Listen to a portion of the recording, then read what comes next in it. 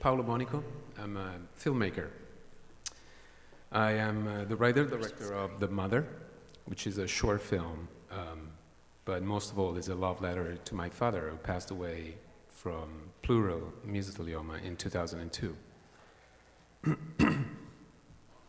So the handsome Italian guy on the left is my father, and he probably needs a haircut, but the guy on the right is the amazing actor Boris MacGyver. You've probably seen him in Boardwalk Empire and House of Cards. Mm-hmm. Terrific actor, terrific human being. And the funny thing is that my father never worked with asbestos. He's never been in the Navy. He wasn't a sailor. He wasn't a miner. He was an accountant in a big American corporation. It was a company so venerated by its devoted employees that everybody called it the Mother. So where did he get sick? Why and how? For third wave asbestos victims, it's not easy to answer these questions, of course. But he died in 2002, and after almost 15 years, what do we know? We know a couple of things.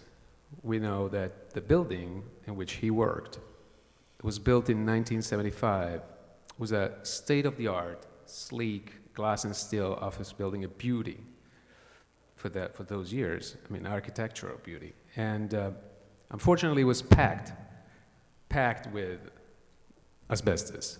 And the company who demolished the building in 2005 had to get rid of 70,000 square meters of amosite.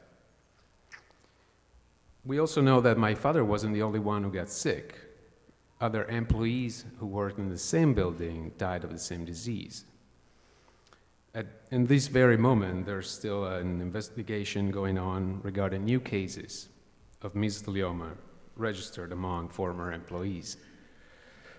But as many of you probably know, this is not enough. Can you prove that someone somehow disturbed the amosite that was covering the beams, the metal beams, as the workers, as the employees were working there? It's almost impossible. I mean, there's no evidence, of course. But guess what? Statute of limitations and lack of evidence can be an excuse to stop talking about one single fact, that my father and other employees were killed by asbestos. That's a fact. The rest of the story is pretty blurred, I admit, but I had to make something, and I couldn't make anything legally, but I could make a movie. So I decided to make a movie that would talk about this, and the movie is about acceptance. It's about the acceptance of truth as the space between two people's perceptions, and probably neither one is accurate. I want to show you the trailer of the movie. My dear colleagues, when I got hired by Beacon Electronics 30 years ago, they told me, "Welcome to the Mother." Back then I laughed. Now I can't think of a better word. Beacon is the Mother. My husband's dead. My father died of the same disease.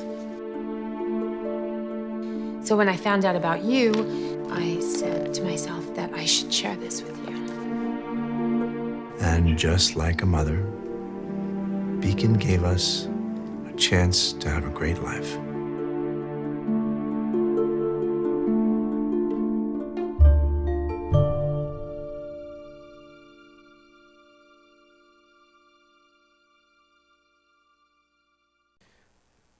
The Mother has been an official selection at more than 20 film festivals, and apparently it's not over. The short can still go a long way and maybe get even more recognition. But this has never been my main goal. When I started this journey, I wanted to somehow overcome my grief and anger, and I never thought about film festivals. But along the way, and thanks to the unexpected festival response, and of course, thanks a lot to social media and the dialogue that was created through social media, I was able to realize that I wasn't alone. I found Linda, I found an amazing community of asbestos victims that every day, each and every day, fight like crazy to get two very simple words out there, which are wake up.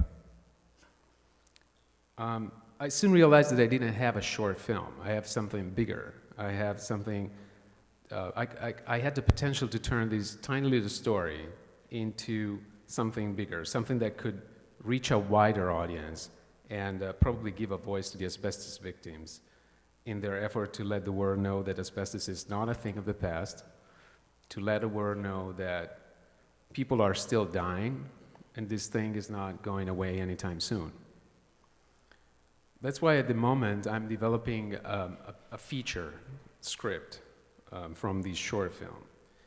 And I can see the story, I can see the characters, I can see their struggles as they fight to find out what really happened in that building. I'm sure there is an audience out there for this kind of film. I've been researching for years. I think I'm pretty qualified. I have the support of an amazing community. The script is still, a work in progress. There's still a lot to do.